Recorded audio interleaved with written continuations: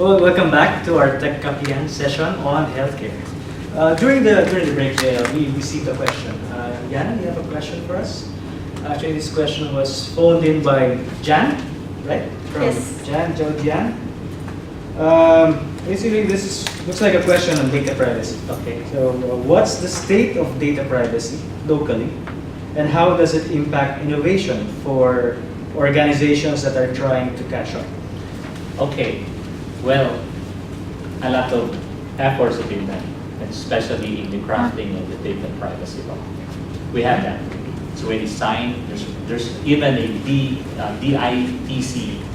It's a governing body that basically supports the implementation of the data privacy law.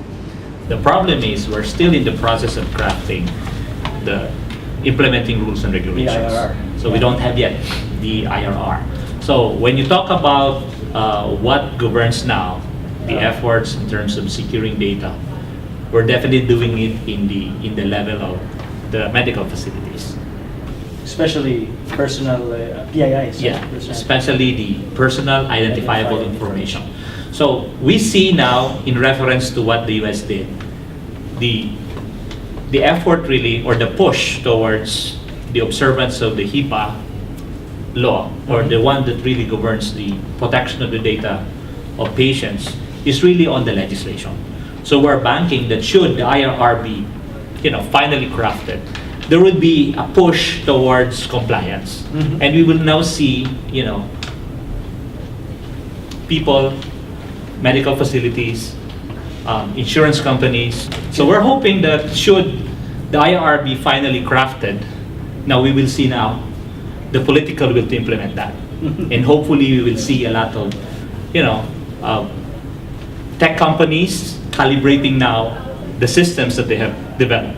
But what I can share, since majority of the companies, especially for companies like Pointwest, we have dealings with the United States, and when we develop systems, we take in mind our experience with the client, and we see that since there's really now the learning on how we processed information, taking in consideration data privacy laws in the United States, we now adapt it in the manner in which we code our systems. We make sure that we secure the data. So for those innovating companies or companies who done innovations, I think it would be a swift adoption. We'll be able to adapt. So data security, is that a service that Pointwest is We have recently, going into? develop a new service line for data security. With all of these popularized occurrences of hacking, data security breaches, now Pointwest was able to make that service line headed by Rene Canlas Yes. to be able to really push data security as a segment when we develop systems. Now we have a lot of opportunities for that, not just in the other applications or finance, but for healthcare as well, because healthcare is really dealing with a lot of sensitive data. Just imagine if there would be a data breach, a lot of patient information might be involved. So it's good that finally Pointwest was able to create a new service line for data security. Okay. So thank you, Jan, for the phone-in question. Let's go back a bit to Pointwest and healthcare. Okay. When Pointwest started out, it was mostly IT. It was an IT company, IT, and then later on it was BPM outsourcing was included. So why did Pointwest get into healthcare information management? There's an opportunity to run healthcare, but the healthcare part of it encompasses the IT opportunities at the same time the BPO opportunities. That's why we were able to get in 2004 an opportunity to run a BPO service for pharmacy benefit management. So why did Pointwest enter the service line? It was a good decision. Why? Because aside from the IT opportunities, because we developed a lot of systems in the pharmacy benefit workflow, we automated several of the work processes there. And at the same time, we're able to develop and learn the process flow similar to what an average process for BPO. And what's good about that is that the client has been accommodating enough to be able to train and teach us the nitty-gritty functions, the nitty-gritty of the process flow, we're not just a vendor for the client. We became their solutions provider And a partner. So what was that one thing that made Pointwest think of entering a business?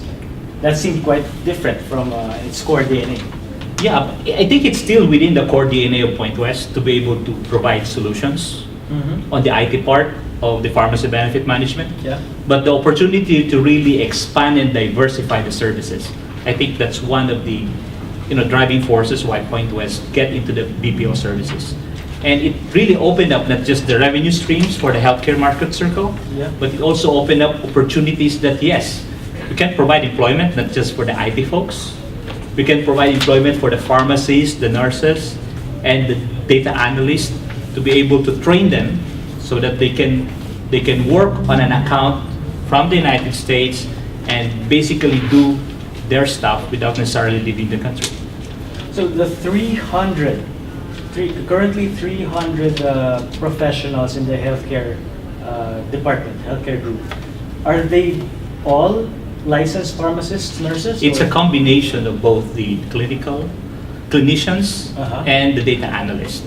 So roughly half and half of that are clinicians and the other half would be data analysts. These are doing data entry keying, data analysis keying that are not clinical in nature. And the good thing about this is very niche service. That's why even the client has a say on how we screen our resources. They undergo all of those rigors of hiring to the extent that they have their final interview with the client. So that's how tough it is. But we're able to supply the manpower. Okay, that sounds great. You've been mentioning a bit about the services of Pointwest. So can you tell us in brief what services Pointwest has in healthcare? So aside from our traditional ITO services, which is custom-built applications, we design software, we implement software, we maintain software for the healthcare clients. Now we have BPM or BPO services as well. Number one of which is the pharmacy benefit management, wherein we employ pharmacists, nurses in the Philippines to work on basically pharmaceutical-related functions for a U.S. client. Aside from that, we're lucky that we're able to start with project coordination services. The EPMO services, or the Enterprise Project Management Organization service, is a service that we provide to leading insurance companies, a network of insurance companies, in which we assist the project managers by providing them with coordinators. And they are within the project making sure that they can provide documentation, oversight functions, even a simple task as meeting notes, creating alerts, creating team rooms, things like that. They're doing it, and we are helping the client, to be able to meet their targets, especially with project managers in the US being given multiple projects at once or at a single given time. Now we also have medical coders. We're able to train using our in-house training curriculum. Now we have around 25 certified medical coders. These are AAPC certified coders, and they are now doing medical coding as a service to another US client. And we are working on expanding that. And they were recently certified in 2016. Yes, we started with the training probably like 6 months ago. Now we have like 26 people. And we can expand that. Why? Because we already crafted a curriculum, in which case Pointwest can act as a training institution and be able to train them in a period of 30 to 45 days and get them certified. We have 99% passing rate. Yes. Oh, spectacular! So is that another business that Pointwest Healthcare is thinking? We started that service this year, and we have our first account doing risk adjustment coding for a U.S. client located in California, and we plan to expand that by making sure that we can do not just the risk adjustment coding, but the reimbursement coding. And later on, once we develop that expertise, we can expand into medical billing and claims processing.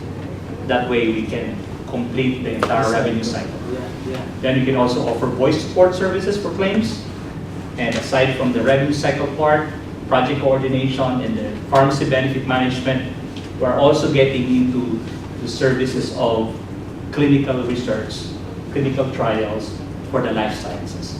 Sounds like the healthcare team has been very busy in producing a lot of other new services.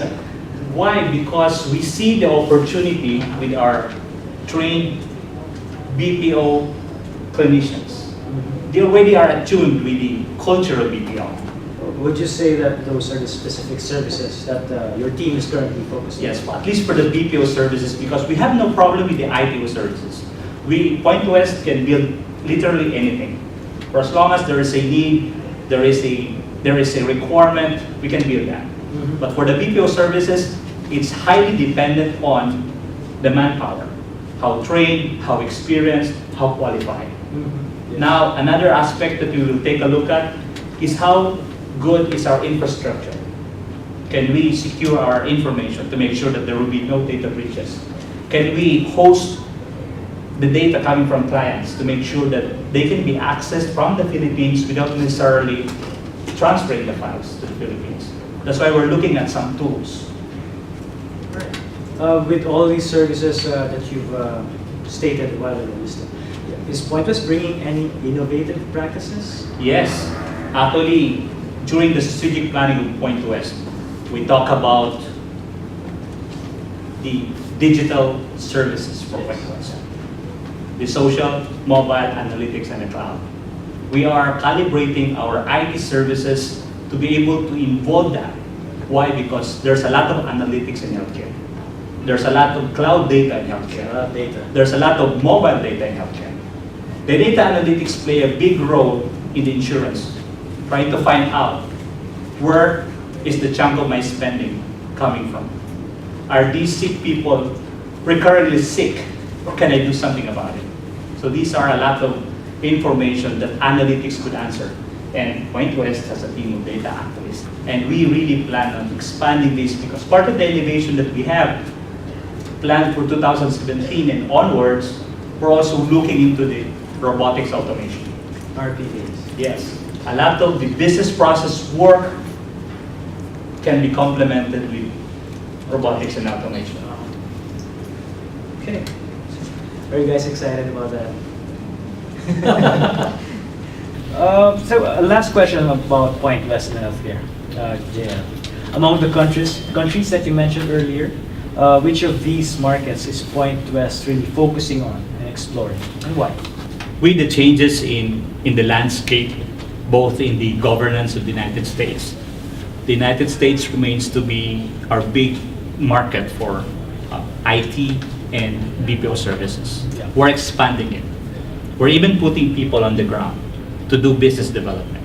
Why? Because US as a market, we have quite a huge experience, and we know that we can push it some more. And we now have other services aside from pharmacy benefit management that we can bring to the clients. Aside from that, we're also looking at countries like Japan. Healthcare has an ongoing project with Japan. Yeah. And we're looking at IT systems that we can develop, and they're quite happy about it. And we see opportunities as well in Japan. ASEAN, yes, once we're able to finish at least the transition of ECMED into a full-blown clinic information system or a hospital information system, then we can tap countries like Myanmar, countries like Cambodia, Thailand, Malaysia. And there are a lot of hospitals there, medical facilities that are still working on getting into the adoption of technology. And we can assist them. We have proven technology, and we are guided with our experience with the US market. I think we have tons and tons of know-how on how to run an internationally, compliant systems that we can also bring to these medical facilities. We're looking at Middle East. Also Why? Middle East. Because Middle East, as for healthcare in the Middle East, they are very much calibrated with the US system. They are doing transcription in the Middle East. Hospitals in Qatar, Dubai. The countries that are very open. they're doing US-based systems. They're running Cerner, they're running all scripts. So we see opportunity in that. We're also looking at opportunities in Australia, New Zealand, and Europe. I think our managers in healthcare, we're all spread out to take a look at these countries while we are maintaining, expanding the US market, Japan market, ASEAN. The new locations like Middle East, New Zealand, Australia, Canada, Europe, we have assigned basically people to take a look at the industry, do data gathering, and see which of these countries we could penetrate. Pointwest can be anywhere. Okay. That sounds even more exciting than the first segment, right? So I think we'll take another break in the jail, and later on we'll focus or talk about the future of healthcare and Pointwest and what Pointwest can do. Thank you.